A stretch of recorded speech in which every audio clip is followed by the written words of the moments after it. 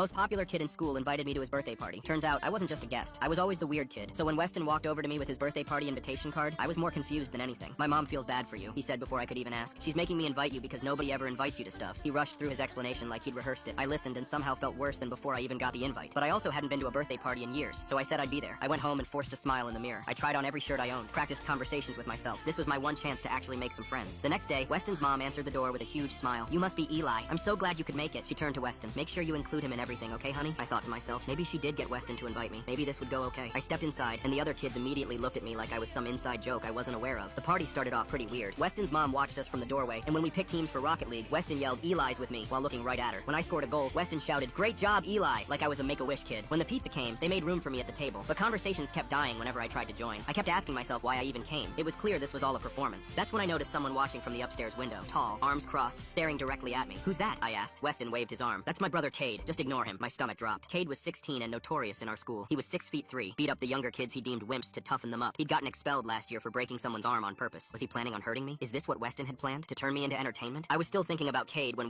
best strategies. My team found all 5 items before the opponents found 2. We won, and this time, Weston's high five felt different. Dude, that was actually insane. I smiled genuinely for the first time. Then something crazy happened. While eating cake, one of the kids mentioned Jordan was better than LeBron. Naturally, I called him an UNC. We got into a friendly argument about it. It really is like a true bonding moment. But then I glanced up. Cade was there again, this time at the top of the stairs. His eyes narrowed in on mine. I looked down at my cake, pretending not to notice, but then I heard footsteps. Cade was coming downstairs. The whole room went quiet at once when he entered. He grabbed some chips, his eyes still on me. So you're the charity case? He said loudly. He walked over and got in my face. My mom loves her little projects. He leaned in close. After she goes to bed, you and me are gonna have a little talk. He crackled his knuckles and went back upstairs. I looked around. Nobody was saying a word. Nobody was reassuring me everything would be okay. An hour later, I had to use the bathroom. I convinced myself it would only take a minute. I would be fine. But then on my way back to the kitchen, the hallway lights flicked off. I heard footsteps behind me. A hand grabbed my shoulder and spun me around. Cade, inches from my face. He was holding a lighter. My mom thinks she can fix broken kids. He flicked the flame closer. I could feel the heat on my chin. But some things aren't worth fixing. He grabbed my wrist and pulled the lighter toward my arm. That's when I heard it. Cade, get away from him! My eyes flew open. Weston's mom flicked a light on. She was standing at the end of the hallway with her phone raised, recording. Cade's hand froze. Mom, I wasn't gonna actually. I said step back! He released my wrist. She walked toward us, slow, controlled. I've been waiting for this all day. She held up her phone. I recorded you calling him a charity case. You threatened him earlier, and now you holding a lighter to his skin. Cade's face went white. I was joking. It wasn't even. Shut up! She took a lighter from his pocket. I invited Eli, you donut! She called her own child a donut. I invited him because I knew you'd target him. I needed to catch you because you're a monster. Cade looked like he was going to be sick. Your father's seeing this tonight, and if you ever touch another kid, this goes straight to the police. Understood? He didn't answer. She grabbed his arm and marched him toward the stairs. Don't come out. He stumbled up without looking back. She turned to me, and her whole face softened. I'm so sorry, sweetheart. Are you okay? I couldn't speak. I just nodded. She walked me back to the living room where the other kids were waiting. Weston ran up. Dude, what happened? Are you okay? His mom told everyone Cade wouldn't be coming back down. Ever.